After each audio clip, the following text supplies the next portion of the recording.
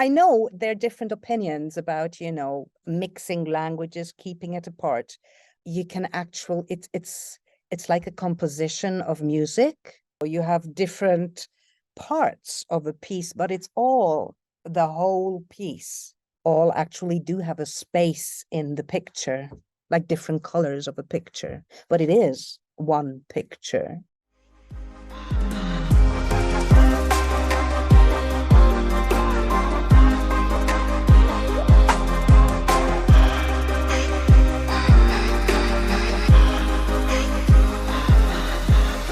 Hello, Lea. Thank you very much for joining us today. Hello, Marty. Thanks for having me here. My pleasure. My pleasure. And for anybody that is watching this right now, and for anybody that is not yet familiar with who you are and what you do, could you introduce yourself to us? Yes, of course. I'm a voiceover, audiobook producer, and I'm a writer. And today I'm a little hoarse. I've got a little throat ache. So I just wanted to mention that. I'm sure you you hear it because I cough sometime. But yeah, and it's my passion. I love doing this and everything all around language. I think it's very fascinating, actually, to work in the form of audios and of voiceovers, because the voice, there is such an importance to it, how you perceive also a story or a person. And how did you get into recognizing the importance of the voice, like you said, with languages, with storytelling? Where did that get started for you?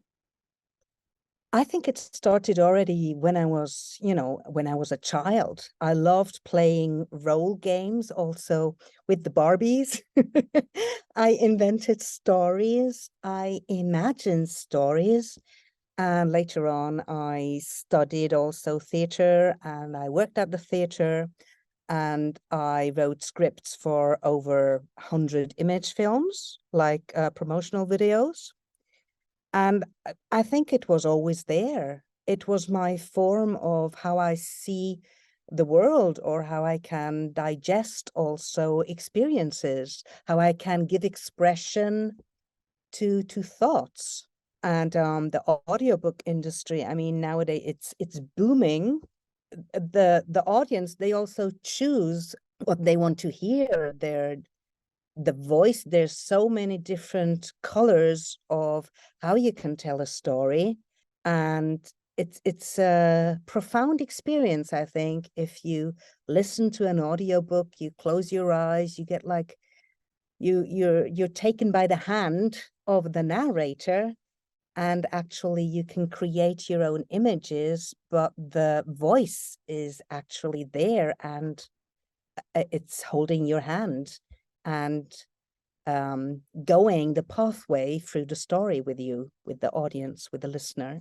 That's a really beautiful way to put it, and I feel like that's a really nice lead in into what I wanted to talk to you about, because you also mentioned that you've been working with languages and that you find that very, very fascinating, and I do want to start with that, and then we can get into a little bit. I would love to get your perspective on how, like you said, that narration and that hand holding, so to speak, changes in a different language potentially. But before we get into that, could you tell us a little bit about your languages? What's your background with languages? Well, I grew up bilingual with English and German, and I studied in Paris. So then I learned French. And I have a lot of contacts also with Italian people. So I also learned Italian and the Swiss dialect. I lived in the States for quite a while. I lived in England, I lived in France, I lived in Spain. I have family also, in Greece, in Israel, in Poland. It's a pity that I don't talk the language, but so it's like you're a citizen of the world. And I think it's more about, it's not actually about categorizing, this is this language, this is that language. It's about, I have the possibility through expression, through words, no matter if English or French or whatever, to actually connect with another person and to communicate with someone and to tell them something or to understand something. So I think I look at all the languages as a form of possibility uh, to connect. Languages build bridges. And sometimes, I also kind of make a mix. I speak a little German, I say, and English, also with my daughter. Like the first part of the sentence, I would say, kannst du bitte, which means, can you please, kannst du bitte get the teapot? So, That's cute. so, and I think it's something, I know there are different opinions about, mixing languages, keeping it apart.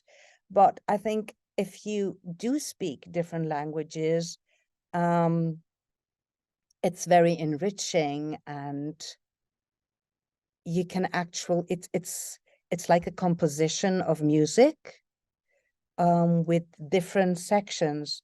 I studied for a long time music, and you have the adagio, the allegro, you have different parts of a piece, but it's all the whole piece. Perceive different languages, all actually do have a space in the picture, like different colors of a picture, but it is one picture.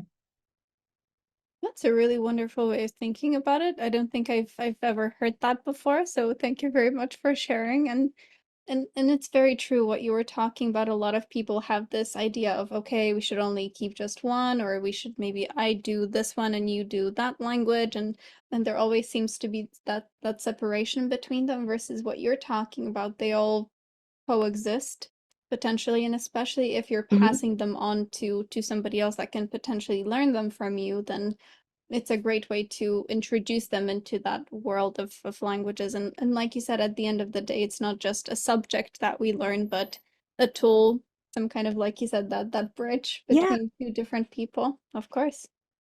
And do you have any favorites, any favorite languages, any favorite sounds? I actually love Spanish. Yeah. I think that's a very beautiful language because there's this softness also to it, Mm. and still the rhythm. But I mean, I think every language can be beautiful. It also depends how you are aware of using language.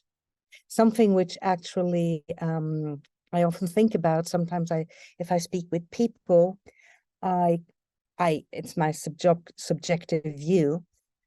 I clearly see if people actually pay attention to how they articulate, or if it's, primary, primarily the content, where they don't pay attention how they articulate it. I actually really like, if I talk about something, I also try to choose the words, not just to be precise in sorry, in the description of the content, but because there are some words I really like, and there's the tone to it, and with the tonality, just not talking about information of a word, but just talking about tonality, you can actually provoke something different. Like a sharp S is something different than a V, than a W, or soothing, or smooth, or sharp. It's very different what happens if you hear it. And how do you, because I find that incredibly fascinating, not just in English, of course, but in a lot of other languages. But perhaps you can talk a little bit about it from the perspective of learning another language or using those sounds and using those intonations, those melodies of the language in again in a language that you might not be incredibly confident in, perhaps a language that you're not yet fluent in, something that you are still learning. And with your experience with languages, hopefully you have some stories with that, how you manipulate your sound and those, like you said, those melodies of the language in those languages that you don't yet speak fluently or very well. Apart from the language, it's how you connect with the person. And I think it's also about giving the feeling you want to be the friend. And then it doesn't really matter if you're not fluent in the language, I would say, because, just go for it. Okay. Because you can speak a language perfectly. If you don't connect or if you don't feel safe or comfortable, you can be as perfect as you want to be. You won't feel comfortable. But if you feel that's my personal opinion. If you do feel comfortable and sometimes you get a smile or you do smile or there's an interaction, it's between human beings and that the other person understands that that's the way you talk. It's not your mother tongue and it's absolutely okay. So with that, like you said, with making yourself safe, making yourself feel safe, making yourself feel comfortable, do you have any tips or tricks for anybody listening that is maybe not very comfortable in English, for instance, or in any other language that they're learning? Can you suggest anything for people to do or to try? Sometimes before I do a voiceover, I train my voice. I go, I do different sounds. So, just enjoy the articulation. I think often our thoughts, they can get in our way. Like, don't get into your own way. Try to be playful. For example, I also give courses in creative writing.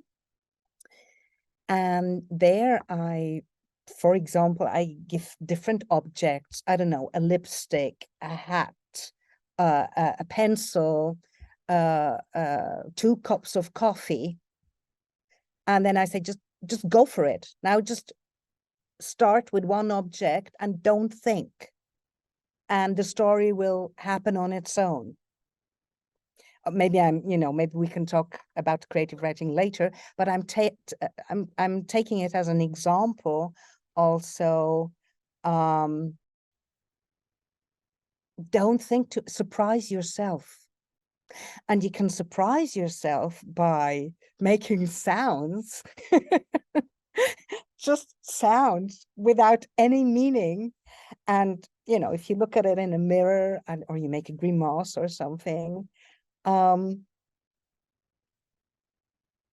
just to find a way to get out of your head. And then, you go, and then you go, book, book, book, book, son, son, son, son. And maybe you just use certain words and enjoy these words or the difference of the tone, like book, book, son, son, rain, rain, whatever. I Um, love that. and then maybe and then someone asks you a question, would you like a cup of tea? And then you're already in this mood of rain and sun. And then you just say, I love it. And, you're in this playful dynamic. I think often we really should surprise ourselves because I think thinking is sometimes good, but sometimes that's my personal experience, it can get in your own way. I feel like that's a really important message and something that I'm sure a lot of people could benefit from hearing more often because, like you said, we get over analytical and, oh, what does that person think of me? Well, they think that I'm weird or strange or whatever because I'm doing this. But most often, nobody is thinking about you that much as you're thinking about yourself. And so, like you said, just have fun with yourself and you only have one life to live and all of these kinds of motivational quotes. So, why not enjoy it? Of course. That's a very nice message. Very beautiful.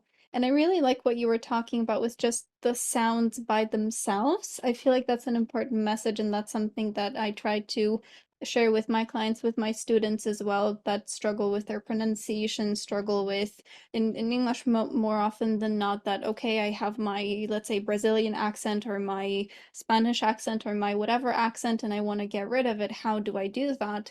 And I feel like most people get very focused on the words that they see, and oh, I can't say that word.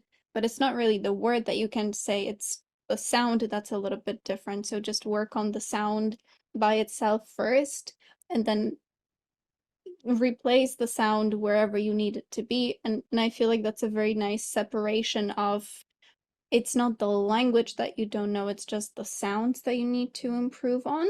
Is that something that you've worked with for yourself with your different languages? Like you said, the French that you learned with the Italian, is that something that you were very conscious of your accent, of the sounds that you're making in those languages?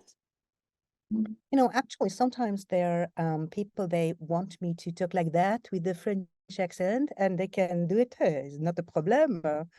And Nice, nice. or I can also speak like this, like un po' italiano. It's not un problema because I feel very comfortable with it, you know. I just play the role. Do you want to hear something else? It's okay for me. You know, and you know, there's a charm to the accents, and even in voiceovers or in audiobooks. I actually in the audiobook of Gusta and Gusto, one of the characters, she has this French accent. So I think maybe we can also try to take another perspective to it, like in language class. Wow, celebrate this beautiful accent. It's lovely. It's so charming. Um, it's part of yourself. Okay, of course, if you want to train your language also with, you know, with other colleagues from the voiceover industry, sometimes also on Zoom, we train together, or someone tells me, oh, you need to keep your tongue lower, otherwise you have a, you know, too much, you know, change your R sound for a specific voicing I do, for example. And you know, sometimes I think, oh my gosh, how does that look? Because, you know, the other person, but it is, I think if you're comfortable with a person, you don't need to worry to show yourself in a vulnerable way. And I think one, you know, getting back to your question, how I understood it with your students, as I understood, they ask themselves how they can get rid of the Brazilian accent. Don't get rid of it. Don't do that. It's beautiful. Just try once with accent and once without, but not to have this, oh, if I have this accent in there, it's not good. No, it is good, but you can have the accent and you can also work on different forms of pronouncing a word. And then actually, you know, you try to say a word where you have your tongue maybe up or down and try to say it in different ways. That, and this could be a fun thing to do. That's a really great exercise. Like you said, just play around with it, see what sounds you can Yeah. create, and then see What whichever one you sounds like the can most. you create? Or even, you know, with rhythm.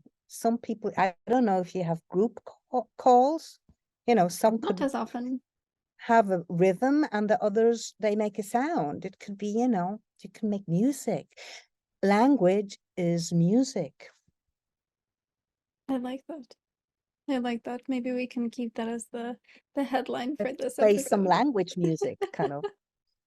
Nice. Wonderful. Wonderful. And this is something that we touched on briefly last time that we met, but I would really love to dig a little bit deeper into how your voice changes in the different languages that you speak.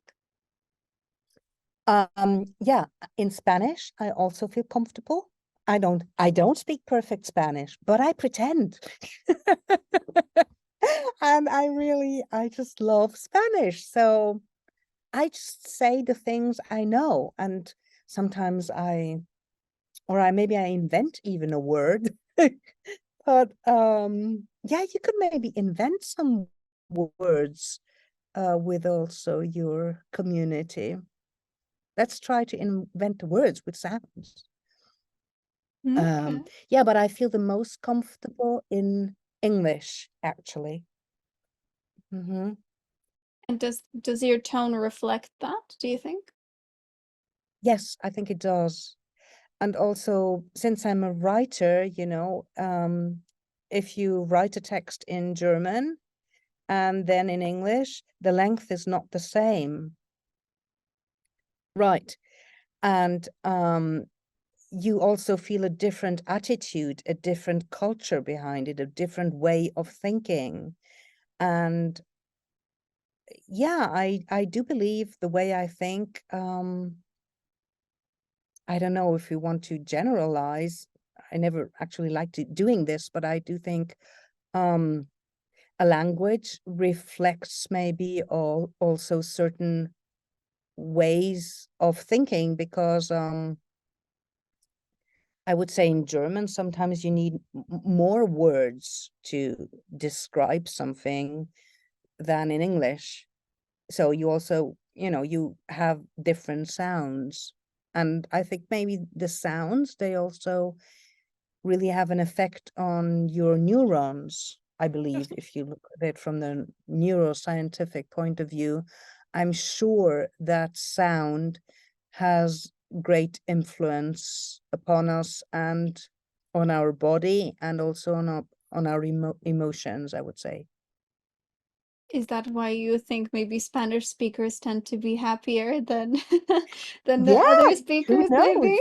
Yeah, I like that theory. I think that makes a lot of sense. And even what you said with the different way of thinking in a different language, I feel that in myself very, very much. And I would love to get your deeper perspective on this. But I noticed that, for example, looking at a problem or an issue, I think in a very, very different way if I approach it from the English perspective or if I approach it from the Polish perspective.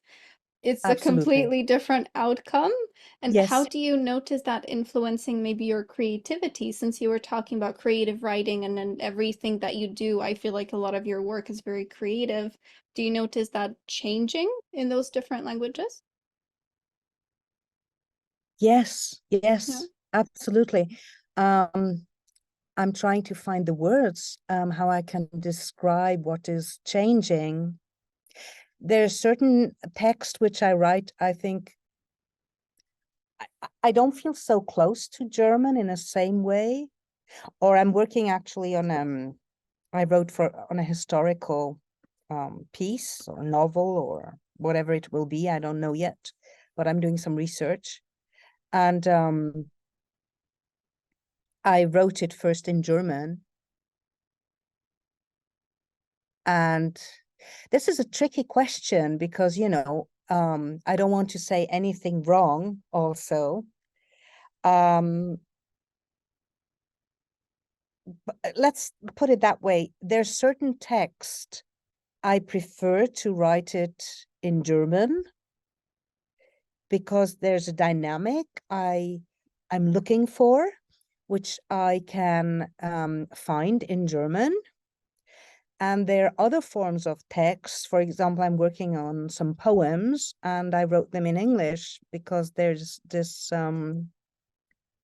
beat to it where immediately I knew it has to be in English with the content of these poems. So I don't want to get too much into how is the dynamic of the different languages, because every language has its beauty. But I just think there are different dynamics which I apply for different forms of expression. Certainly, certainly. Okay. And yeah, I was wondering if you could talk a little bit about, like you said, your work with voicing audiobooks. And we were talking Mm, about this a little bit last time as well with translating audiobooks. And with everything that you just said, yeah. with the different nuances of every language, then how do you think that impacts the translation of an audiobook of a poem potentially? Can you talk a little bit more about that? Absolutely. The last, the book I published from Gusta Gusto, it is in English. And I actually thought about also voicing it in German. And I started voicing it in German. And the more I did it, the more I became unsure if I really should do it in German or if I should just do it in Spanish with a Spanish voice actor. And then I wasn't sure if it was because of how I wrote it, like the different words, or if it was the content of the story, this humor or the irony which is in there, where I wasn't sure, it's like humor, you can't translate humor.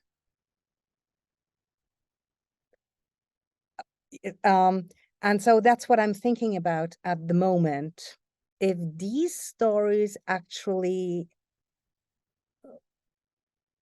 have the same brilliance, if I would write them in German, or if I just should go for English. A friend of mine, he would love to do it in French. I'm not sure. I still need to, let it settle a little bit. Okay. So,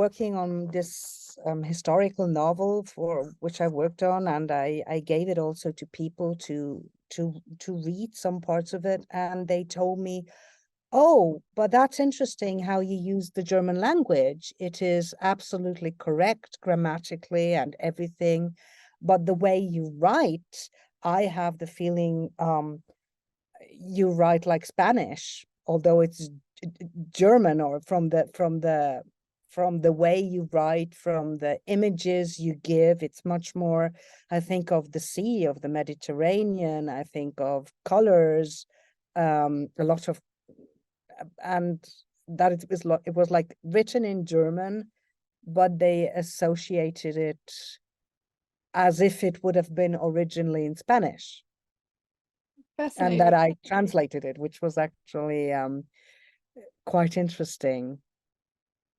Okay. How curious. How curious. And do Yeah, you it's think, interesting, like you isn't it? said, it's the, like you said, not necessarily maybe even the vocabulary, but how you string your sentences together? Yeah, how you add I mean, the German language, I love it. I love voiceovers and also audiobooks of people in I think it's, and a friend of mine, I mean, wow, she has such a also a audiobook narrator. I love to hear her.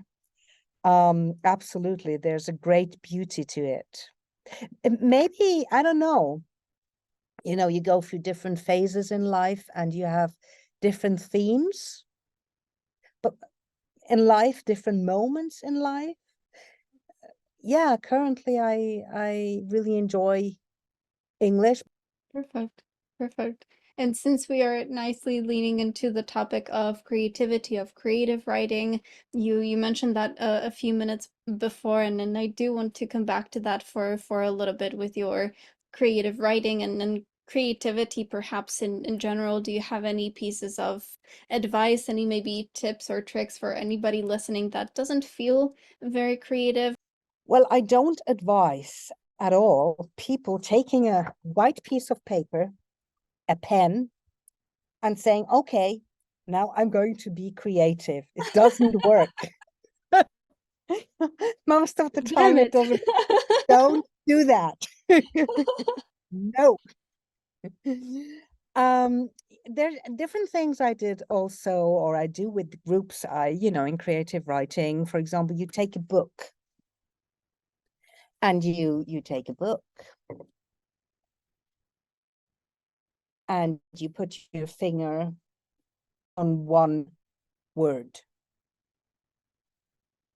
Maybe it is he he had a black cat. Yeah. he had a black cat. Okay, so that's the title of your story. And then don't say, oh gosh, black cat, how am I going to start? Just start, once upon a time, there was a black cat. And this black cat was so beautiful. He went to the park and there he met a red hat, which was quite curious because it wasn't black. But as they got to know each other, they really started to like the different colors on the head. Yeah, just improvise. And it's also good before you write, just talk, say anything, get yourself talking. Mhm. Because, there's the way either you write and then you read and you articulate, or you talk and then you hear yourself and you think, oh, Mm. that was fun. I'm going to write that down. And even if you talk, record yourself and then listen what you said. And then some things you said, you think, oh, wow, I'm going to write that down. Which is also surprise yourself.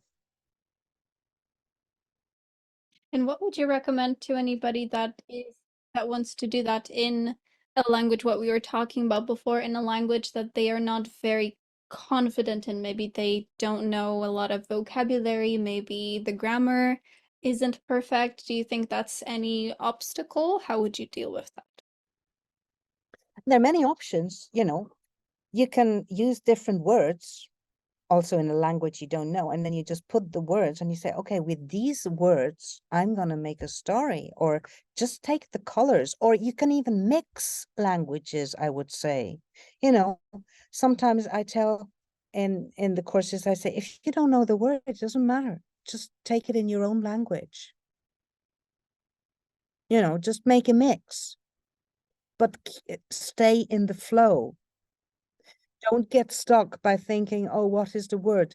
Don't take the dictionary in that moment, because don't get out of the flow. That's actually, what we're doing in creative writing. Stay in the flow. And that's why you should mix in that moment, I would say. I know this is maybe against any linguistic ideas, and maybe this is the new era, who knows? Welcome change. Yeah, yes. Welcome to change. Yes, stay in the flow. And then after you've been in that process, at the end you say, okay, I didn't know that word, but this is another situation. But write your text, write your story. You can say, okay, this story has to be half a page, it has to be 1 page, or it has to be 5 sentences, but stay in the flow. Don't put the pencil down, even if it's complete nonsense. It doesn't matter, because complete nonsense is often very good. Okay. With what you're talking about, so writing whatever comes to mind, like you said, staying within that flow, and then do you proofread after you're done, or do you just let that be, this was my first attempt, for example, let that be, the second one is going to be better? Or do you recommend going through proofreading through the first one? Well, you can do, or if you're several people in the group, you can give it to someone else, and you know, they find the missing words, or you proofread it yourself. But I'm just saying, we keep the spaces, the Hmm, flow space is the flow space, the proofreading space is the proofreading space. makes sense. Don't like mix apples with oranges. Lovely That's what comparison. I I meant. always love that. Yeah, me too. Yeah. Perfect. Perfect. And Lea, you mentioned this a few times, and I want to get a little bit deeper into your audiobook, into Gusta Gusto. Can you tell us a little bit more about that? What the story is, what the message is behind it? They're actually all stories out of life, how you deal with situations, how you stand up for yourself. And they're two rhinos, Gusta and Gusto. and they live together and they encounter different situations. There is, for example, this situation where Gusto the rhino, he needs some time for himself, and Gusta the rhino lady, she's very disappointed, and she says, well, let's bake a cake to cheer you up. And he says, no, he doesn't want a cake. And he doesn't, so she says, okay, let's bake 2 cakes. And he Much doesn't better. want 3 cakes, and he doesn't want 4 cakes. So, what's wrong with him? So she sees in a magazine that there is a workshop for hippos. And she subscribes to this workshop for hippos as a rhino. And as she arrives there, it's about how to be happy. They say, you're never going to be happy with this horn. You can't be happy. Get rid of your horn. So she's going through this crisis and thinks, oh my gosh, I lived all my life with this horn. Everyone admired me for my horn. How could I've not been aware that I can't be happy with my horn? So she gets manipulated by this hippo, and she goes back home and she tells to Gusto, the rhino gentleman, I need to operate immediately because I'm never going to be happy anymore. And then her friends come, also the flamingo and the turtle and everyone. And they say, but you're not a hippo. You are a rhino. And the horn belongs to you. It's part of, that's you. So in a translated way, it is about, this is an example of a story of, how to personal growth, self-development, and how you deal with situations to stand up for yourself. And she doesn't get rid of her horn in the end. And they're just these different, yes, life lessons. Yeah. Yeah, and actually now the second book is coming out, Gusta and Gusto with commentaries, and they're talking about generations. The commentaries, I did them with my daughter, and there it's actually connecting thoughts and connecting different generations where, obviously my daughter is much younger than I am and she lived in another time than I did, and she comes from a different strand of experiences. And there, for example, within the different stories, the 12 stories, we talk together about, do you know any situations where you were in a situations where you had the feeling you were not accepted for what you were, and how did you deal with it? Taking the story of the rhino with the horn. And then we exchange our thoughts. And it's actually also, because it's within the audiobook, a form to just see how different thoughts from different generations actually can give a beautiful mix if you add those thoughts together. There's like this new unity which can, being able to learn from each other and looking at things from different perspectives. I think that's also one of the great beauties of talking different languages. It's not just talking different languages, but being able to take different perspectives to thoughts. What you also described, when you think of a problem in, as I remember, in Polish or in English, you think differently, I understood. Very much. Very much. Mm.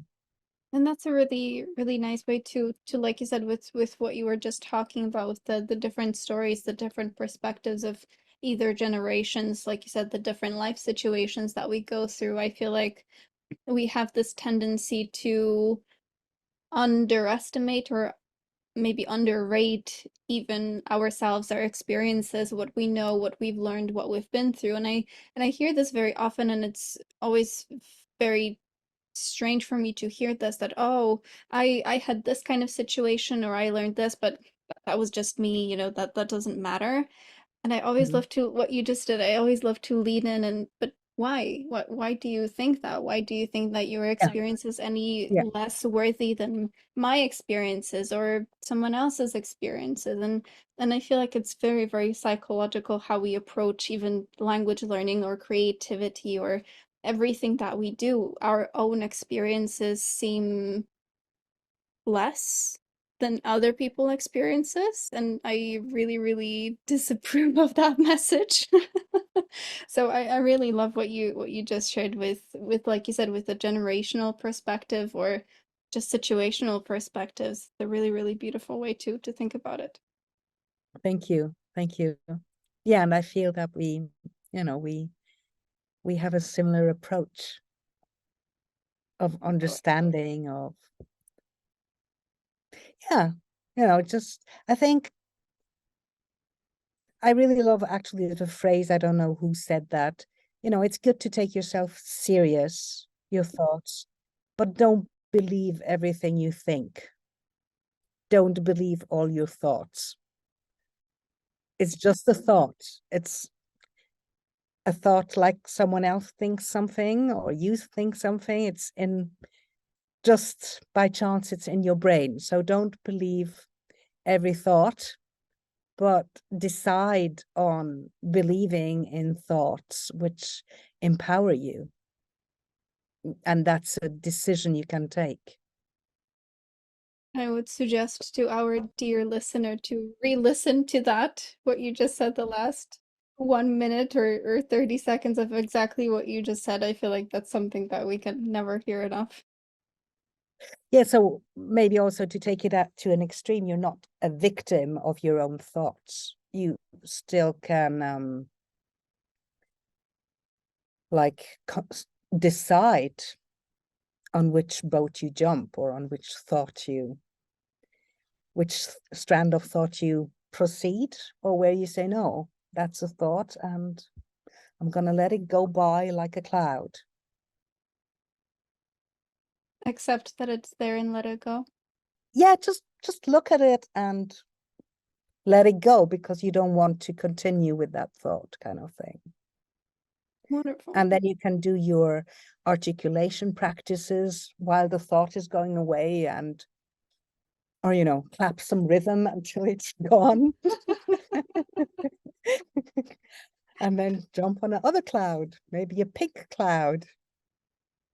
Sounds friendly. Yeah, sounds friendly. And Lea, I'd love to ask you a little bit about what you are doing at the moment, what you're working on. You mentioned that you're working on another audiobook, but what else do you have in your plan? Yeah, I have a book of poetries I'm working on. Yeah. And it's a very interesting work because the poems, they're not like stories. It's a completely different form of writing. It's, it's short. It's maybe 5 sentences. And so the words or um the parts of the sentences, which is the accumulation of words, and the words which give an energy, it's very much like composing a piece of music, of course. And then to voice it when I've written it, often, I also, oh, okay, I need to change that word or I need to put it there because then there is this flow, or then there is this accent or this change of dynamic. So in the poems, I actually really do apply them like a composition, and I'm also going to put some music with them. And what I really love to do is, if there is music also in the background or accompanying the poems, to actually get into a communication with the actual music through the words. And yeah, I really love that. So do you listen to it as you record? No, I write, Mm-hmm. Mm-hmm. and then I tell it to myself. And then I start a recording. And then I might do another recording to where I change the words. And mostly that's how I work. I put the music afterwards. After. But it's maybe also interesting. I might also, I want to compose something on my own also with the piano maybe. And while playing the piano, you know, you can also try to recite one of the poems, and it's like, you know, it's a game. It's a complicity between two forms of expression, between two urges of expression, and then something, the spark will, at a certain point, it can stand on its own feet, and you know when it is, when something can stand on it. You just feel it. You can say, oh, okay, now it's like a birth. Not like a birth, but it's like not like a birth, but it is like you know, maybe the flower, Baking a one. cake. Well, Very nice. Very good. I like that. I like that. But it's very true. It's very true. Just letting your emotions guide you a little bit more, not yeah, being just afraid just of them. being in, yeah, in this creative flow where you really just can trust, and also, you know, learning another language. I do think I would say if one just enjoy, just improvise, you know, improvise some words, you know, just improvise a word. Maybe this could be something for just improvise words to take this state of not feeling comfortable away, or, you know, because if you improvise words, they don't have any meaning. And you can say, okay, and now let's put a French accent, or now let's put a Spanish accent, or, and then to record it and just to listen to it and to think, oh, that sounded really fun. Maybe if we don't, it's just an idea, but if in language class, it's not like, okay, now we are going to learn the past tense today, from the word to be. Oh my God, the past tense. What's the, and then you're already in the head. Maybe but if you say, let's improvise some words, words with O, words with S, words with a P, and then, you know, and if you improvise, then it's fun and you start laughing, and to get yourself into a dynamic of saying yes to yourself, maybe Mm, also. I like that. Saying yes to And it yourself. often has to do with yeah, it's like if you give a compliment to someone. I still work a little bit in counseling, just a little bit, and there I often also with some kids, and I always give them compliments. That's the first thing I do. I say, wow, what a beautiful sweater. Oh, I love that color. And then, oh, really? Yes. And, you know, it's about getting into the yes mood. And if you play with words and with rhythms, it's actually not that someone else, it's good if someone else says yes to you, but it's about you have to say yes to yourself. Mm, beautiful. I very much like that. Another section to rewind and to listen to again. Very nice. Yes. Very beautiful. And Leah, tell me, for anybody listening, for anybody that wants to listen to more of your wisdom, that wants to hear more from you, hear more of your voice, where can people find you? I got a website. It is leasakran.com. And there you also find in the portfolio, you find also courses of creative writing. You find a lot of demos. You also find the Gusta and Gusto book links. You can find the book everywhere. You can find it on Audible. You can just, you just give in Gusta and Gusto, Lea Sakran, and then it will appear. Perfect. It's been published by Spoken Realms and Blackstone Publishing. Wonderful. Wonderful. And do you have any last words for anybody listening? I believe you're a great teacher, Thank you. and I can only encourage people to enjoy your classes. Thank you. Thank you. I appreciate that. I try to be. So I do appreciate that. I like the compliment that you were talking about. I like that. I like that. Yeah. And I mean, I see I have the feeling you do so much, and you really want people to feel comfortable. It's language, it's an important part of life. So it's not just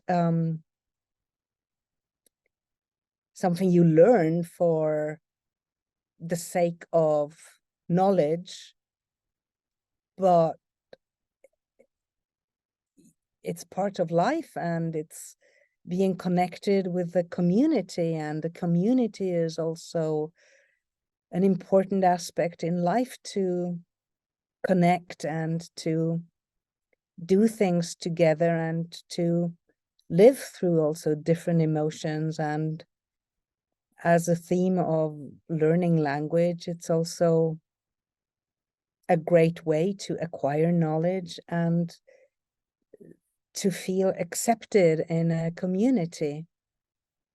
So I can only encourage all listeners to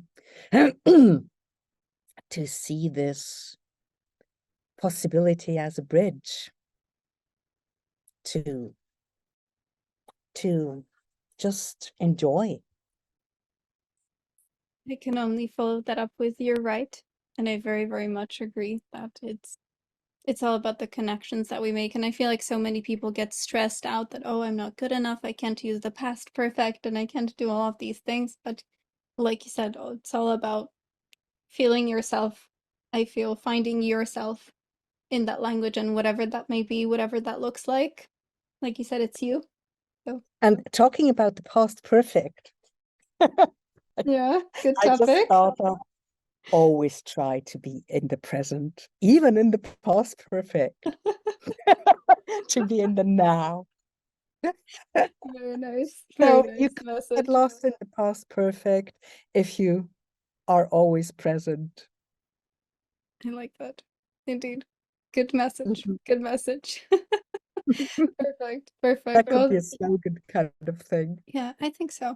I think so. Maybe that can be the Stay in the title. present so you don't get lost in the past perfect. I'm sure a lot of people would go for that. So perfect. Perfect. Well, thank you very much, Leah, for your time today. It was an absolute pleasure. And I'm sure that anybody that listened to this episode has learned a ton from you. So thank you very much again. And I hope to do another one. Yeah, thank you so much for having me. Hey, I'm glad to see you here. Let me know what you most enjoyed about this conversation, and if you have any questions, leave them in the comments below. I'll see you in the next one. Do zobaczenia.